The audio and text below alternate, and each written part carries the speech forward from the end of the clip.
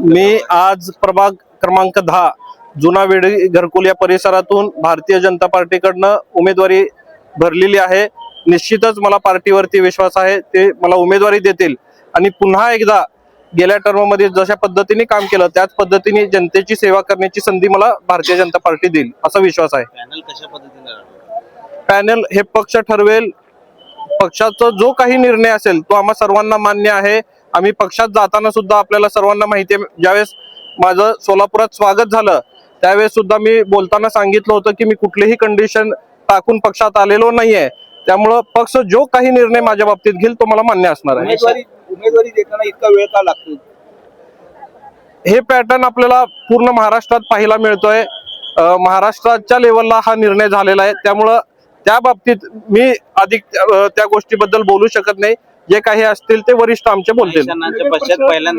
100% होणार आहे। आपल्याला सर्वांना माहिती आहे की महाराष्ट्राचे ऊर्जावान मुख्यमंत्री सन्माननीय देवेंद्रजी फडणवीस साहेब यांच्या नेतृत्वावरती विश्वास ठेवून आज महाराष्ट्रातून अनेक लोक भारतीय जनता पार्टीमध्ये प्रवेश करतायत आणि निश्चितच योग्य तो सन्मान करण्याचं काम मला वाटतं देवेंद्रजी फडणवीस साहेब हे करतायत आणि ज्या पद्धतीने ते महाराष्ट्राला पुढे घेऊन जाण्याचं काम करतायत।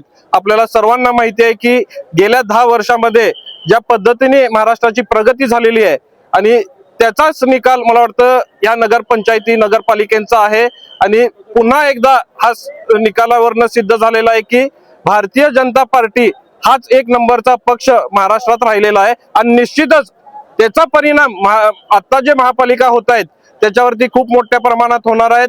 आज सोलापूरची स्थिती सुद्धा आपण जर पाहिली तर 70 पेक्षा खाली जागा भारतीय जनता पार्टीचे येणार नाहीत, 70च्या पारच आपले जागा होतील एवढा विश्वास मला आहे।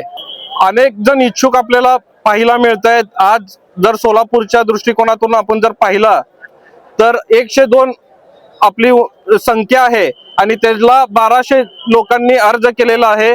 त्यामुळं कुठल्या भागातून कुठला कार्यकर्ता चांगला आहे हा निर्णय पक्ष घेईल आणि मला वाटतंय की पक्ष योग्य तो निर्णय घेऊन सर्वांना उमेदवारी देईल।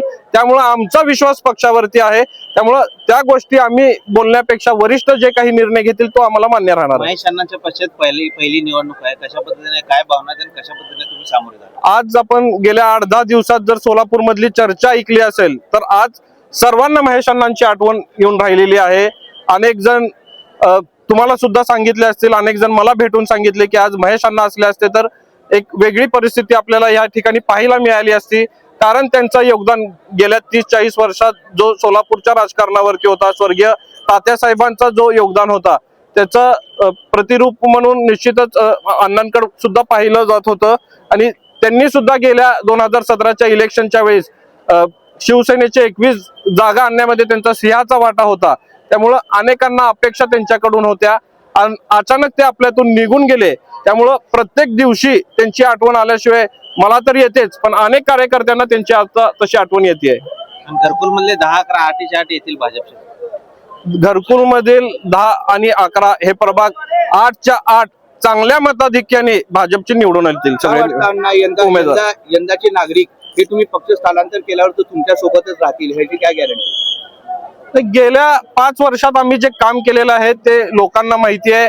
गेल्या 30 वर्षापासून सन्माननीय स्वर्गीय महेश अण्णांनी जे काम केलेलं आहे हे घरकुलवासियांना माहिती आहे आणि त्यांच्यावरती जो विश्वास होता आज त्याच पद्धतीने ते लोक माझ्यावरती विश्वास टाकतायत आणि निश्चितच त्यांच्या विश्वासाला तडा न जाऊ देता मागच्या टर्म मध्ये ज्या पद्धतीने काम केलं त्याच पद्धतीने पुढील काळात सुद्धा काम करेल आणि मला विश्वास आहे की त्यांनी महेश अण्णांकडे, माझ्याकडे किंवा भारतीय जनता पार्टीकडे बघून सगळेजण आम्हाला ते निवडून देतील असा विश्वास आहे। विरोधक म्हणत असतात की आजपर्यंत तुमची जी विकासाची कामं झालेली आहेत त्याचा फायदा फार ठेकेदारांना झालेला आहे, नागरिकांचा तर कुठेही फायदा झाला नाही असं वारंवार विरोधक यावर टीका करतात। त्यावर तुम्ही काय सांगता? राजकारणात विरोधक हे असतात आणि विरोधकांचं कामच असतं टीका करणं, पण ते टीकेला आपण सगळेजण किती महत्व दिलं पाहिजे या दृष्टिकोनातून आपण बघितलं पाहिजे।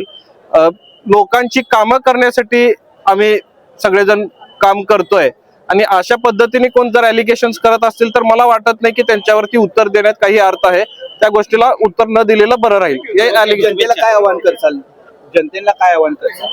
मी सोलापुरातील सगळ्याच प्रभागातील सगळ्याच नागरिकांना हेच विनंती करणार आहे की येणाऱ्या 15 तारखेला भारतीय जनता पार्टीचे उमेदवार ज्या ज्या ठिकाणी असतील त्या सगळ्याच ठिकाणी आपण त्यांना मोठ्या मताधिक्याने निवडून द्यावं, कारण आज देशात सत्ता भारतीय जनता पार्टीची आहे, राज्यात आहे आणि महापालिकेत आल्यानंतर निश्चितच काम करायला ते सोपं होणार आहे. त्यामुळे माझं ही सगळ्याच लोकांना विनंती राहणार आहे की जिथं जिथं भारतीय जनता पार्टीचे उमेदवार आहेत तिथं आपण सर्वांनी त्यांना निवडून द्यावं.